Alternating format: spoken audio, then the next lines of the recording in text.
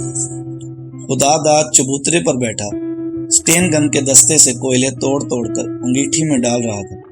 ایک کونے میں نون مرچ رگڑنے کا ڈنڈا کھڑا تھا اور دوسرے میں آٹے کا کنستر پڑا تھا جو انڈین پینل کوڈ کی جلد سے ڈھکا تھا۔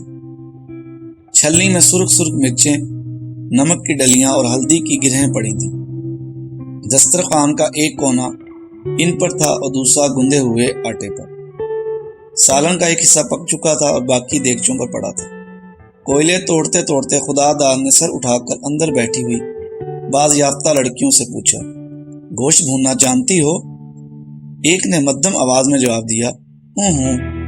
دوسری نے نفی میں سر ہلا دیا، مٹر پیاز اور پودینے کا کچومر بنا لوں گی۔ اس دفعہ دونوں خاموش رہیں، تو پھر حکا ہی تازہ کرو۔ اچھا، وہ دونوں یک زبان ہو کر بولی اور ایک ساتھ اٹھ کر اندر سے حکا اور چلم اٹھا لائیں۔ ایک نے ڈرتے ڈرتے اسٹین گن کا میگزین پانی کے لوٹے پر سے اٹھایا اور تاک میں رکھ دیا اور آہستہ آہستہ پانی چھوڑ کر حکا تازہ کرنے لگی۔ دوسری نے تاک میں پڑے ہوئے میگزین کو دور ہی سے دیکھا اور چلم کا چگل سونگتے ہوئے بولی، چچا تمباکو کہاں ہے؟ تمباکو؟ خدا داد نے حیرت سے پوچھا اور پھر ہاں ہاں کرتے ہوئے تہمت کے ڈب سے ایک پوڑیاں نکال کر بولا، ذرا کم ڈالنا تمباکو، یہاں تو گھڑی گھڑی بازار بھی نہیں جا سکتے۔ اور دیکھو اچھی طرح دبا دبا کر بھرنا، پانی کے 2 قطرے ٹپکا لوگی تو چلم دیر تک چلے گی۔ پھر وہ انگیٹھی میں کوئلے چننے لگا اور وہ لڑکی بیٹھ کر تمباکو مسلنے لگی۔ اتنے عرصے کے بعد آج ان کے چہروں پر ذرا بات پیدا ہوئی تھی۔ تمباکو کی مانوس خوشبو شاید انہیں اس وقت کی یاد دلانے لگی جب ان کا باپ انہیں نمبردار کے لڑکے کی آمد پر حکا تازہ کرنے کو کہا کرتا ہوگا۔ حکے کی نہ میں پھونکتے ہوئے اور چلم کی کوکھ میں تمباکو جماتے ہوئے یہ دن یاد کر کے ان کی آنکھیں نمناک ہو گئیں۔ دونوں بہنیں تھیں۔ میں بیٹھک میں 4 پائی پر نیم دراز سرکاری روزنامچہ لکھ رہا تھا۔ پمی کمرے میں داخل ہوئی۔ میں نے ایک نظر اسے دیکھ کر باہر گلی میں نگاہ دوڑائی۔ حیوانات کے شفا خانے کے پاس میں نے جانی پہچانی صورت دیکھی۔ پتا جی آ رہے ہیں، یہ کہہ کر پمی جیسے آئی تھی باہر نکل گئی۔ تھوڑی دیر کے بعد پتا جی آئے۔ انہوں نے کمرے میں داخل ہوتے ہی پوچھا، سب سامان پہنچ گیا؟ جی۔ میں 4 پائی سے اٹھ کھڑا ہوا اور باہر خدا داد کو دیکھنے لگا۔ انہوں نے کوٹری کی کھڑکی میں جھانک کر پوچھا، محمد خان کہاں گیا ہے؟ ڈاک بنگلہ گیا ہے، میری مسحری اور چند ضروری کاغذات لینے۔ تو گویا تم سارے کاغذات اپنے ساتھ نہیں لائے؟ میں نے جھینپ کر کہا، جی نہیں، مجھے ایک الماری کا خیال ہی نہ رہا تھا۔ بے پرواہ کہیں گے، اور لمبے لمبے ڈگ بھرتے وہ اندر چلے گئے۔ ابا جان کے بعد اگر مجھے کسی سے خوف آتا تھا تو وہ پتا جی تھے۔ جس دن ابا جان سب اسسٹنٹ سرجن لگ کر یہاں آئے تھے، اسی دن پتا جی سب انسپیکٹر پولیس تعینات ہوئے۔ دونوں کی ملاقات ریل گاڑی میں ہوئی اور یہ واقفیت بڑھتے بڑھتے گہری دوستی میں تبدیل ہوئی۔ اس کی ایک وجہ تو تھانے اور ہسپتال کا قریب ہونا تھا۔ پھر دونوں کی سخت گیر طبیعت، دوپہر کو مریضوں سے فارغ ہو کر ابا جان تھانے جا بیٹھتے اور شام کو پتا جی ہمارے کوارٹر کے آگے کرسی ڈال کر انتظار کرنے لگتے کہ کب انڈور مریضوں کا معائنہ ختم ہو اور ابا جان گولڈ فلیگ کا ڈبہ لے کر ان کے پاس آ بیٹھے۔ جب امی نے پمی کی بیوی کو آہستہ آہستہ پان کھانے کا عادی کر لیا تو میں اور پمی چپکے چپکے گھر سے نکل کر تھانے کے پچھواڑے دلگن میں چلے جاتے، جہاں بیریوں، گوندنیوں اور سرس کے درختوں کے درمیان سبزی کے چکور کتے تھے۔ یہاں بیٹھ کر ہم جانے کتنی دیر تک ادھر ادھر کی باتیں کرتے رہتے۔ خرد سال شیشم کے گہرے سبز پتے توڑ کر میں اسے پیپنیاں بنا کر دیتا جو اس سے کبھی نہ بچتی تھی۔ مینڈ پر بیٹھے بیٹھے وہ سفید سفید تیزابی مولیاں اکھاڑ کر اپنی اوڑھنی سے پونچھتی اور چاکلیٹ کی طرح کھانے لگتی، جنہیں میں آج تک اس اطمینان سے نہیں کھا سکا۔ ایک بار بڑی خوش آمدوں کے بعد اس نے مجھے اپنی ادھ کھائی مولی کھانے کی اجازت دی تھی اور میں اسے آہستہ آہستہ چباتا رہا تھا جیسے ننھے ننھے بوسوں کے نمکین قتلے ہوں۔ پورے 8 سال کے بعد پتا جی کی تبدیلی ہو گئی۔ اس دوران وہ کئی بار آس پاس کے تھانوں میں ریلیونگ ڈیوٹی پر تعینات ہوتے رہے، لیکن وہ کنبے کو اپنے ساتھ نہ لے جاتے تھے مگر آخری مرتبہ ان کے آرڈر لائل پور کے نکلے اور پمی چلی گئی۔ ابا جان اور پتا جی کی خط و خطابت باقاعدہ جاری رہی۔ میں بھی ادھر سے آیا ہوا ہر خط میز کے دراز سے نکال کر ضرور پڑھتا، لیکن اس میں کوئی بات ایسی نہ ہوتی جس سے میری تسکین ہو۔ امی اور بی بی کے تحفی پارسل آتے جاتے تھے، لیکن ان میں چٹھیاں نہ ہوتی۔ تھوڑے عرصہ کے بعد ابا جان بھی تبدیل ہو گئے اور ہم سب جلندر چلے گئے۔ یہاں امی کو ایک اور بی بی مل گئیں جو پان خانے میں اپنی نظیر آپ تھیں۔ ابا جان کو ایک اور سگریٹ نوش دوست مل گئے، لیکن میرے لیے مولیاں بدستور تلخ رہی، بلکہ ان کی تلخی میں اضافہ ہو گیا۔ قیام جلندر کے دوران میں ایک دفعہ پتا جی آ کر ہم سے ملے، لیکن اکیلے۔ وہ انسپیکٹر ہو گئے تھے اور فلور جا رہے تھے۔ اس عرصے میں جنگ شروع ہو چکی تھی۔ جس دن مجھے کمیشن ملا، ابا جان اسی دن پنشن لے کر گاؤں چلے گئے۔ لڑائی جاری رہی اور ہم دیس بدیس کی سیر کرتے اور ملک ملک کا پانی پیتے دادے شجاعت دیتے رہے۔ پورے 4 سال بعد جب اپنے وطن کا پھیرا ہوا تو جنگ عظیم کی چھوٹی بہن پانا جنگی ہم سے پہلے یہاں پہنچ چکی تھی۔ ملک تقسیم ہوا اور پنجاب کا ہر علاقہ میدان کارزار بن گیا۔ ایک غیر معین عرصہ کے لیے مجھے مشرقی پنجاب سے مغویاں عورتیں برآمد کرانے کے لیے اسی جگہ ڈسٹرکٹ لہٰذا کا آفیسر بنا کر بھیجا گیا، جہاں میں نے اور پمی نے 8 سال اکٹھے بتائے تھے۔ اس پیاری زمین سے کچھ اس درجہ انس ہو گیا تھا کہ میں نے پورے محافظ دستے کا ساتھ ضروری نہ سمجھا۔ صرف 2 سپاہی خدا داد اور محمد خان ساتھ لیے موٹر میں خود چلاتا تھا۔ مکمل 2 دن ڈاک بنگلے میں ضائع کرنے کے بعد مجھے پتا چلا کہ یہاں کے انسپیکٹر پولیس پتا جی ہیں۔ فوراً تھانے پہنچا۔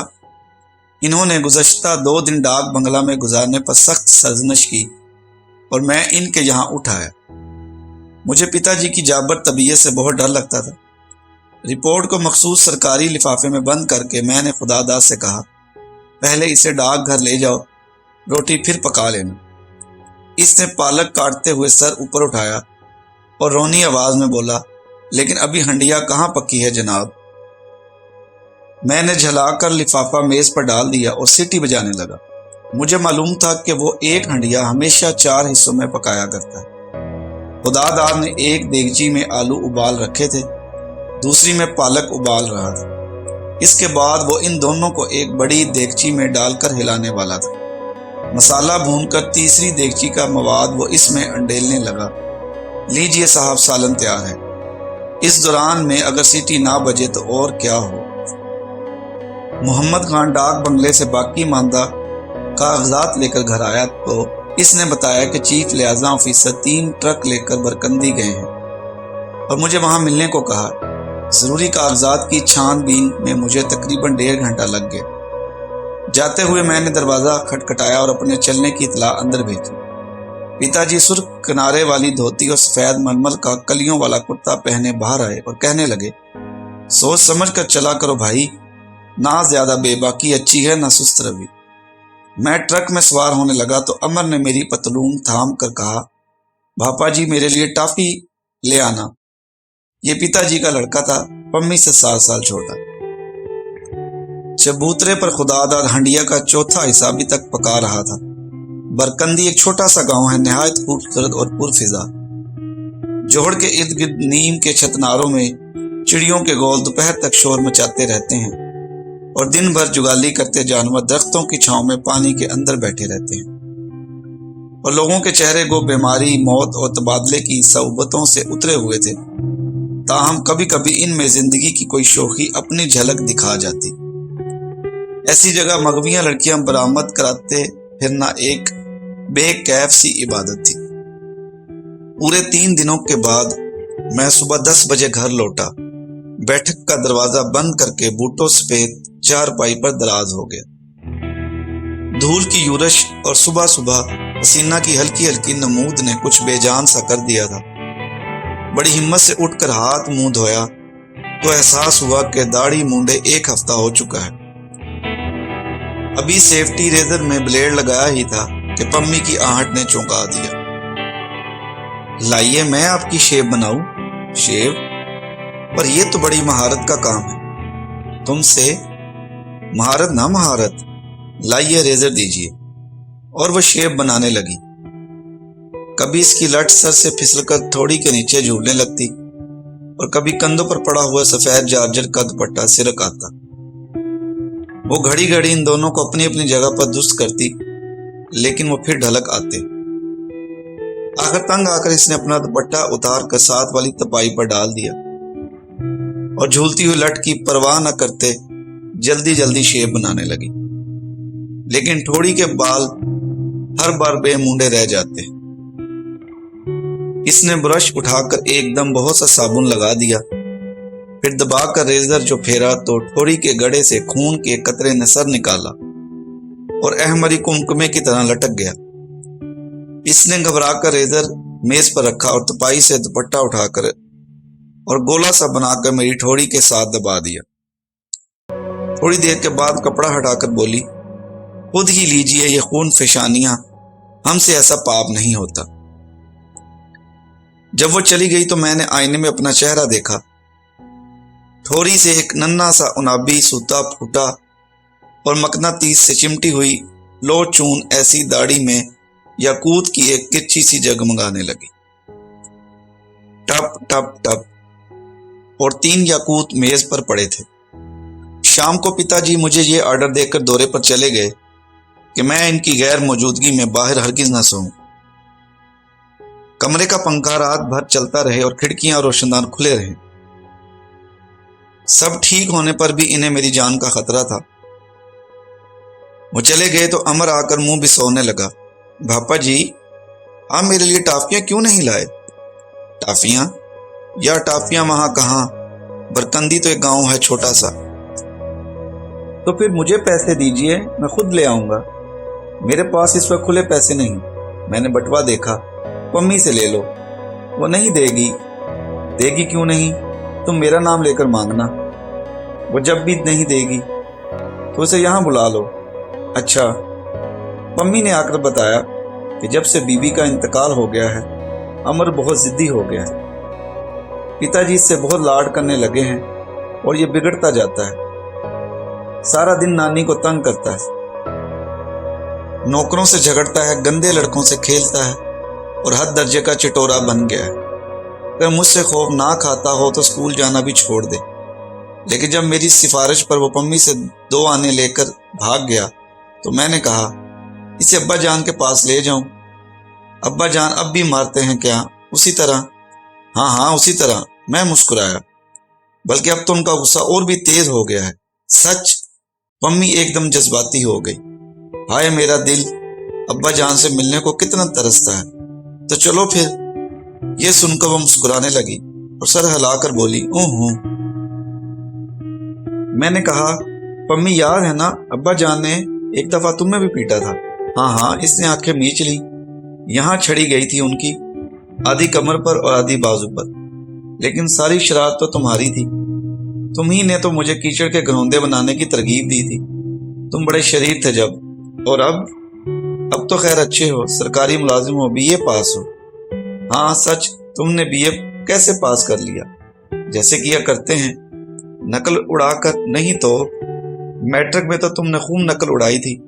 میٹرک کی باتیں چھوڑو، BA میں ریاضی نہیں تھی نا؟ پمی ہنس پڑی۔ اگر میٹرک میں ہاؤس ہولڈ اکاؤنٹس نہ ہوتا تو میں کبھی اسے پاس نہ کر سکتی۔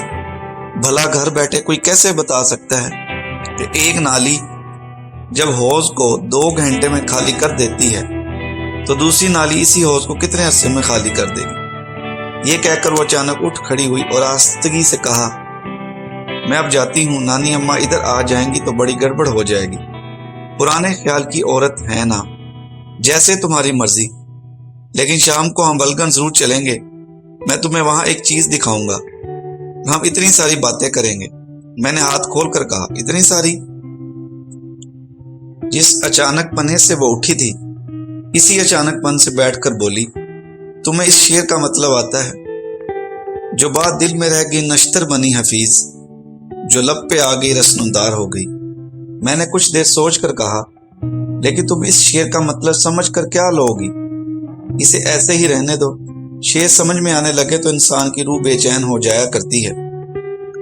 وہ بھی کچھ دیر سوچ کر بولی، میں نے پتا جی کی الماری سے اکثر شاعروں کی کتابیں نکال نکال کر پڑھی ہیں، لیکن میری سمجھ میں کچھ بھی نہیں آتا۔ دل کہتا ہے خوب ہے، دماغ کو شکوہ رہتا ہے کہ مجھے کچھ پتہ نہیں چلا۔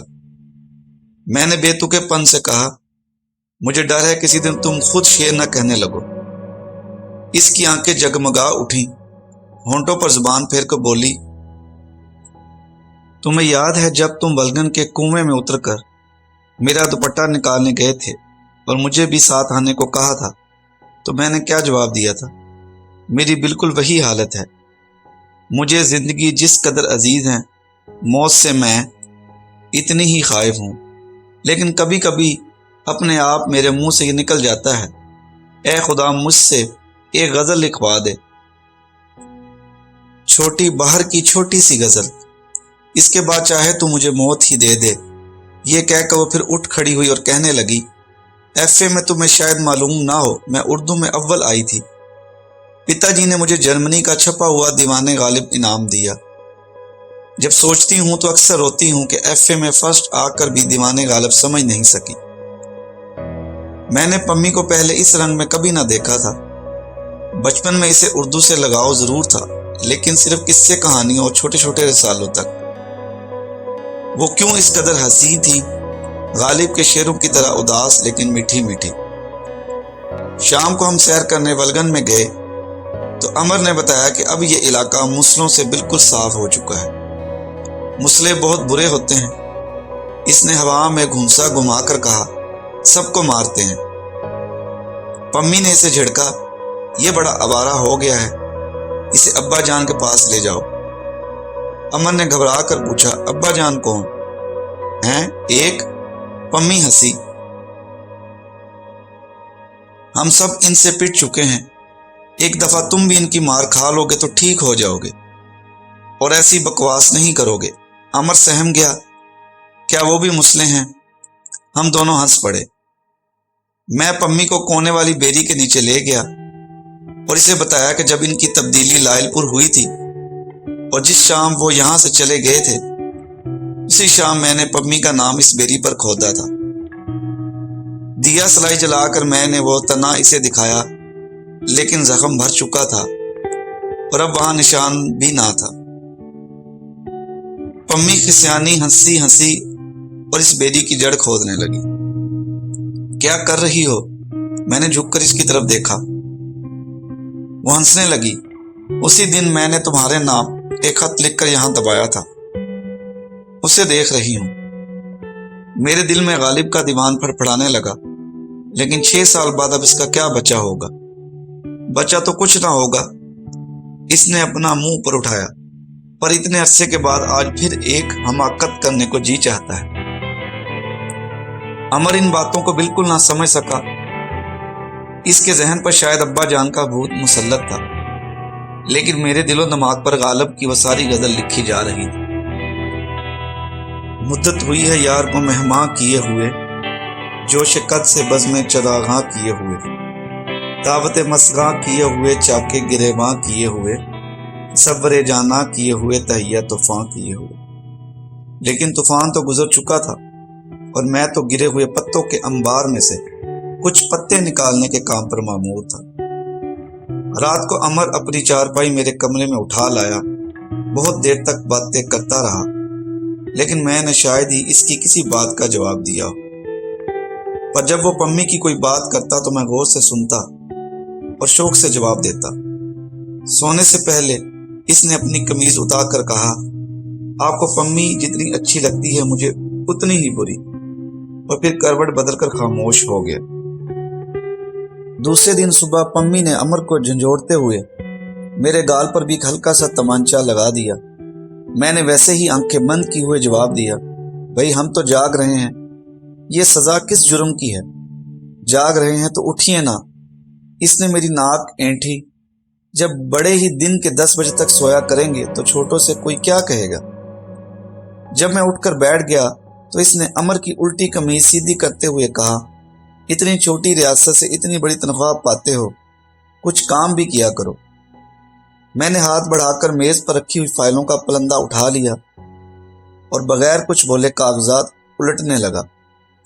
ممی جو کہتی تھی اس کا جواب دینے کی بجائے اس پر عمل کرنے میں لطف آتا تھا۔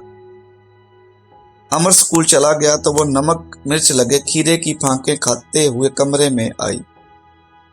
ایک پھانک مجھے دے کر کہا، اس میں فولاد ہوتا ہے، ہر روز نہار منہ کھانے سے آدمی ایسا ہو جاتا ہے۔ اس نے اپنا عنابی دوپٹہ دکھایا۔ میں پھانک کھانے لگا اور اس نے کھنٹی سے میرا ہیٹ اٹھا کر اپنے سر پر رکھ لیا، پھر آئینے میں دیکھ کر بولی، میں تم لگتی ہوں نا؟ میں ہنسا تو اس نے ہیٹ ذرا ٹیڑھا کر کے کہا، اب تو لگتی ہوں نا؟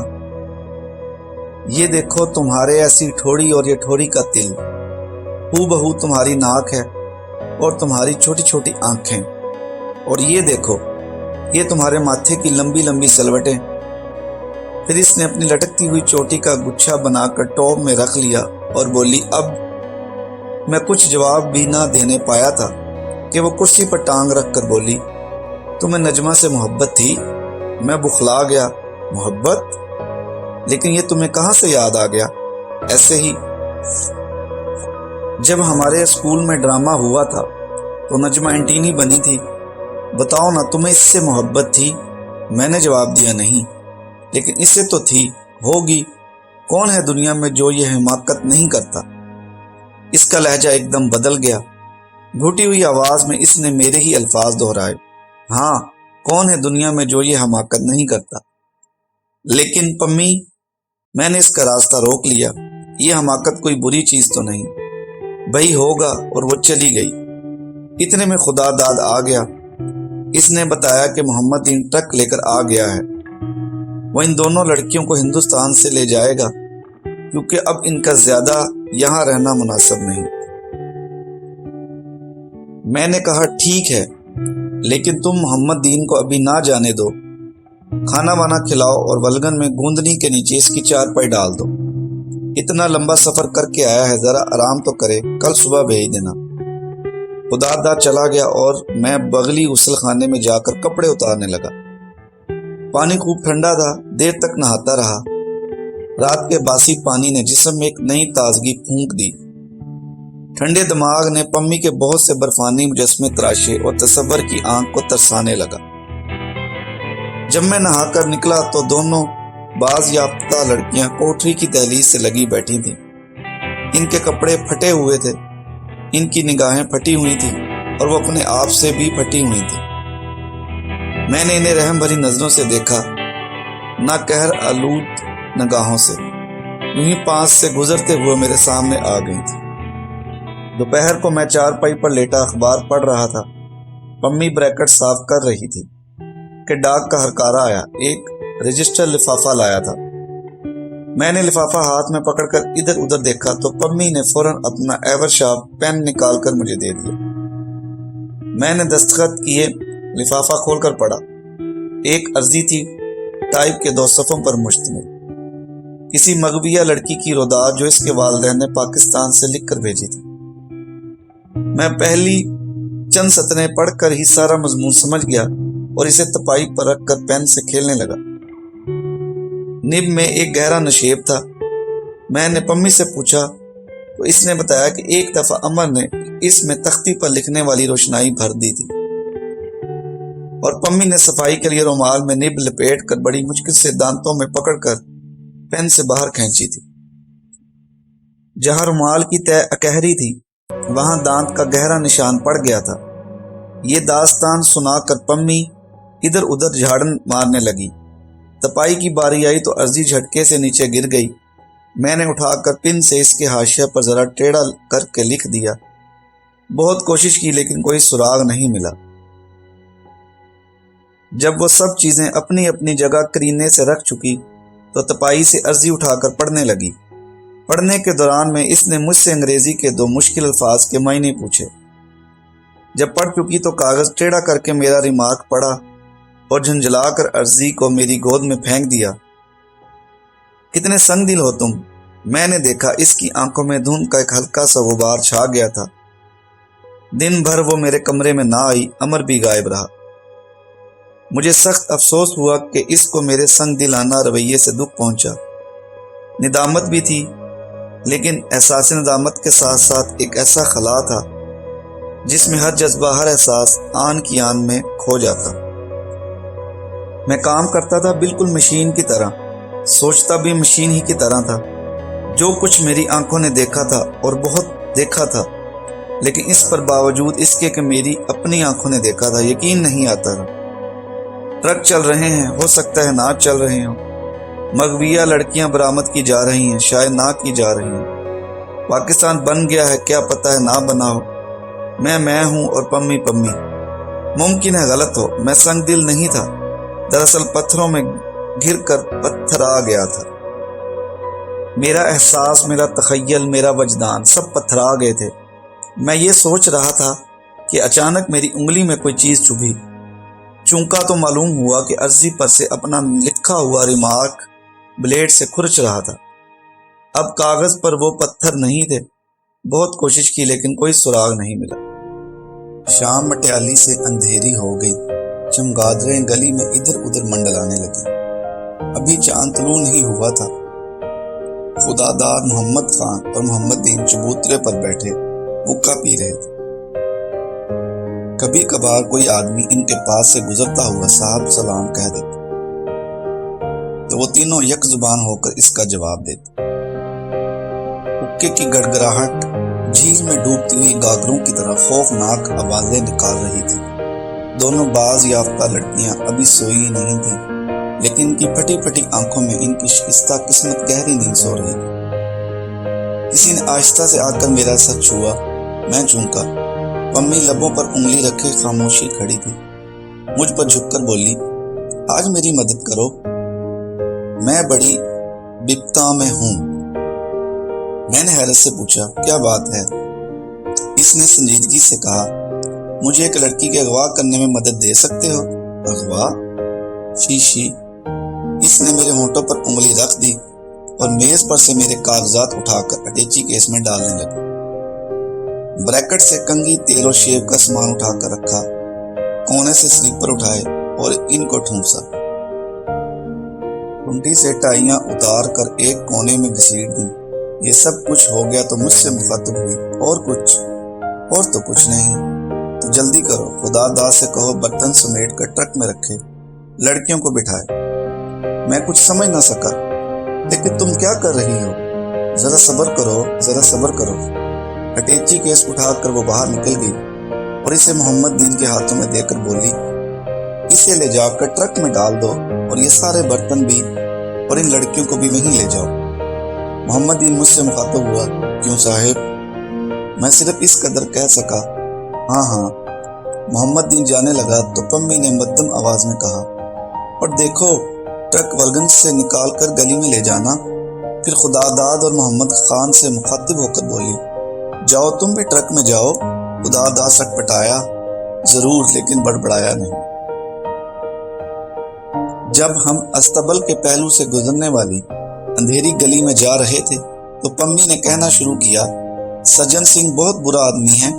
میں نے عرضی میں آج اس کا نام پڑھ کر ہی حسنہ کی حالت کا اندازہ لگا لیا تھا۔ گو وہ پتا جی کا دوست ہے اور میں اسے چاچا کہتی ہوں، پر وہ چاچا کہلانے کا مستحق نہیں۔ کاش تم نے حسنہ کے باپ کی عرضی شروع سے آخر تک پڑھی ہوتی۔ میں بہت نادم ہوں پمی، مجھے معاف کر دو۔ دراصل، اور میں اسے ساری ٹریجڈی کا نقشہ کھینچ کر اپنے دل کی حالت بیان کرنے ہی والا تھا کہ اس نے جلدی سے کہا، ہاں میں معاف کر دوں گی، ضرور معاف کر دوں گی۔ ایک دم اس کی آنکھیں اندھیرے میں جگنوؤں کی طرح چمکی اور اس نے گھبرا کر کہا، ذرا تیز قدم اٹھاؤ، چاند نکلنے ہی والا ہے۔ مجھے سجن سنگھ کے مکان کے پچھواڑے کھڑا کر کے وہ اندر چلی گئی اور 10-15 منٹ تک وہاں باتیں کرتی رہی۔ کبھی کبھی مجھے اس کے مصنوعی کہکے سنائی دیتے، جس میں سجن سنگھ اور اس کی بیوی کی کھوکھری ہنسی بھی شامل ہوتی۔ جب وہ باہر نکلی تو اس کی سانس پھولی ہوئی تھی۔ وہ جو کچھ کہتی سمجھ میں نہیں آتا تھا۔ بے چین ہرنی کی طرح وہ کبھی ادھر جاتی اور کبھی ادھر۔ تھوڑی دیر بعد اس نے مجھے دیوار کے ساتھ کھڑے ہونے کے لیے کہا۔ میں نے تعمیل حکم کی۔ کامتے ہوئے ہاتھوں اور ڈگمگاتی ہوئی ٹانگوں سے وہ میرے کندھوں پر چڑھ کر دوسری طرف دیکھنے لگی۔ اس کے بوجھ سے شانوں پر لگے ہوئے میرے سٹار جسم میں کھپ گئے۔ زخم خوردہ ٹھوڑی میں نے اس کی گندی ہوئی چپل کے ریشمی پھول پر رکھ دی۔ ایک یہی علاج تھا۔ جب وہ اترنے لگی تو پیچھے کو ڈول گئی۔ توازن قائم رکھنے کے لیے اس نے میرے بالوں کو اس مضبوطی سے پکڑا کہ میری آنکھوں میں آنسو آ گئے۔ جب وہ اتر چکی تو چھت سے ایک اور ٹانگ لٹکی۔ حسنہ اتر رہی تھی۔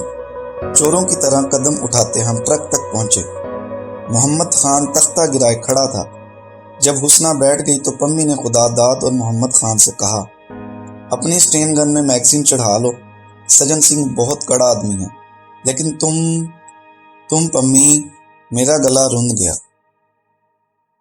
ہاں تم میری فکر نہ کرو، اب یہاں سے چل دو، دیکھو چاند نکل آیا ہے۔ اور ہم چل پڑے۔ حسنہ خاموش تھی، لیکن اس کا سینہ دھڑک رہا تھا۔ پمی خاموش تھی، اس کی آنکھیں چمک رہی تھیں۔ میں نے ان کی طرف غور سے دیکھا، کتنی اداس چمک تھی، بالکل غالب کے شیروں جیسی۔ دونوں بازیافت لڑکیاں بھی خاموش تھیں، پھٹی پھٹی آنکھوں سے وہ سامنے نیم تاریک سڑک کی طرف دیکھ رہی تھیں، جس کو ٹرک چاٹتا ہوا بھاگا جا رہا تھا۔ خدا داد اور محمد خان خدا معلوم کیا سوچ رہے تھے۔ پھیکی پھیکی سوگوار چاندی پھیل رہی تھی۔ پمی میرے پاس بیٹھی تھی۔ میں نے جانے سے کیوں پوچھا، پاکستان سے تمہارے لیے کیا بھیجوں پمی؟ پھر جانے خود ہی کیوں کہا، تمہارے مطلب کی چیز وہاں کیا ہوگی؟ کیوں نہیں؟ پمی کے لہجے میں کامل وسوخ تھا۔ اس کی آنکھوں میں غالب کے اداس شیر چمکے۔ مجھے پھولوں سے بہت پیار ہے، میں ان پر جان دیتی ہوں۔ ہو سکے تو وہاں سے حسنہ اور دو باز یافتہ لڑکیوں کی طرف اشارہ کر کے ایسے پھول بھیجتے رہنا، میں تمہیں بہت یاد کیا کروں گی۔ اور اچھا اب تم جاؤ، دیکھو کتنی روشنی پھیل گئی ہے۔ جہاں پمی کو اترنا تھا وہاں ٹرک رکا۔ پمی نیچے اتری، حسنہ کی طرف دیکھ کر مسکرائی۔ میں نے ہولے سے کہا، پمی۔ وہ 2 قدم پیچھے ہٹ گئی۔ میری آنکھیں دھندلا گئیں۔ پھیکی پھیکی سوگوار چاندنی میں اس نے اپنا ہاتھ ہلایا، پھر اس کے ہونٹوں میں جنبش پیدا ہوئی۔ الوداع۔ میرا سارا وجود کھوکھلا ہو گیا۔ الوداع پمی۔ وہ مسکرائی۔ مجھے غالب کا دیوان انعام میں ملا، لیکن افسوس کہ میں غالب کو سمجھ نہ سکی۔ ایک شعر ہے اس کا، موت کی راہ نہ دیکھوں کہ بن آئے نہ رہے، تم کو چاہوں کہ نہ آؤ تو بلائے نہ بنے۔ جانے کیا مطلب ہے اس کا؟ اور یہ کہہ کر وہ چلی گئی۔ ایک بار بھی اس نے پلٹ کر نہ دیکھا۔ انجن سٹارٹ ہوا اور ٹرک سڑک کے پتھروں پر رینگنے لگا۔